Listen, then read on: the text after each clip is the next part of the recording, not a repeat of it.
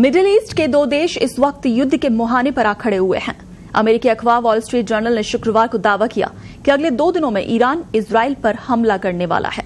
Report में दावा किया गया कि इजराइल पर ड्रोन और मिसाइल हमलों की तैयारी चल रही है और हिजबुल्लाह ने ऐसे में कई मिसाइलों और रॉकेट्स इजराइल पर दागे हैं।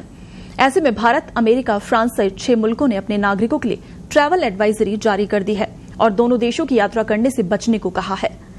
दरअसल सीरिया की राजधानी दमिश्क में 1 अप्रैल को इजराइल ने हमला किया, जिसमें एक टॉप ईरानी जनरल, 6 अन्य सैन्य अधिकारियों की मौत हो गई। ईरान ने सीधे तौर पर इस हमले के लिए इजराइल को जिम्मेदार ठहराया, मगर तेल अवीव ने न तो हमले की जिम्मेदारी ली, न ही इस पर कुछ कहा।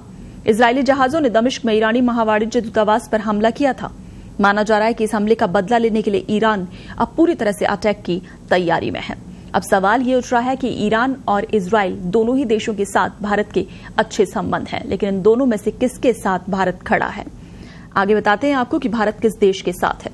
इजराइल के साथ बढ़ रही तनातनी की वजह से एक सवाल खड़ा हो रहा है कि अगर मिडिल ईस्ट में युद्ध छिड़ता है तो ईरान के साथ कौन से मुस्लिम देश खड़े होंगे? भले ही ईरान की मिडिल ईस्ट के सबसे बड़े मुस्लिम देश सऊदी अरब से टेंशन रही है, लेकिन कई अरब मुल्क उसके साथ कंधे से कंधा मिलाकर खड़े रहते हैं। अगर इजराइल के साथ जंग होती है तो इराक, सीरिया, लेबनान, तुर्की, कतर, जॉर्डन जैसे अरब मुस्लिम मुल्क ईरान के पक्ष में खड़े नजर आएंगे। मुस्लिम देशों के अलावा भी कई ऐसे देश हैं जो ईरान के साथ इस जंग में खड़े हो सकते हैं। इन मुल्कों में सबसे बड़ा नाम है रूस का, जो ईरान का सहयोगी है।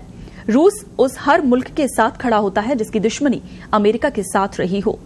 ईरान और अमेरिका की दुश्मनी किसी से नहीं छिपी और यही वजह है कि रूस तेहरान को सपोर्ट करेगा। वो उत्तर कोरिया, चीन और मध्य एशिया के कजाकिस्तान, तुर्कमेनिस्तान जैसे मुल्कों को भी ईरान के पक्ष में खड़ा करवा सकता है। अब सबसे बड़ा सवाल ये उठता है कि अगर ये जंग छिड़ती है तो भारत का पक्ष क्या रहेगा? भारत किसके साथ खड़ा होगा?